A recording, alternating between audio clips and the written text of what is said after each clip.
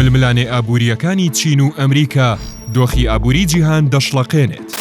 ڕۆژی نۆی ئەم مانگە چین ڕایگەیاند ئێمە هەناردەکردنی کانزا دەگمەنەکانی وەک ئەتریبیوم و یۆرۆبیۆم و تولیۆم و ئیرۆبیۆم و هۆلمیۆم بۆ وڵاتانی دیکە سنووردار دەکەین. ڕاستەوخۆ دوای لێدوانەکەی چین دوێنێ 10 تشرینی یەکەم دۆناڵد ترامپ جارێکی دیکە هەڕەشەی کرد کە باجی 100% بەسەر کاڵا چینیەکاندا دەسەپێنێتەوە. هەروەک بڕیارە ئەم گوژمەنوێی سەپاندنی باج لە یەکی تشرینی دووەمی ئەم ساڵیان زووتر بچێتە بواری جێبەجێکردن. ئەم ڕێژەیەش هاوشێوەی ئەوەی مانگی نیسانی ئەم ساڵە کە نزیک بوو دۆخی ئابووری جیهان بگۆڕێت بۆ سستی و داکشانێکی ئابووری سەرتاپاگیر و وێرانکەر.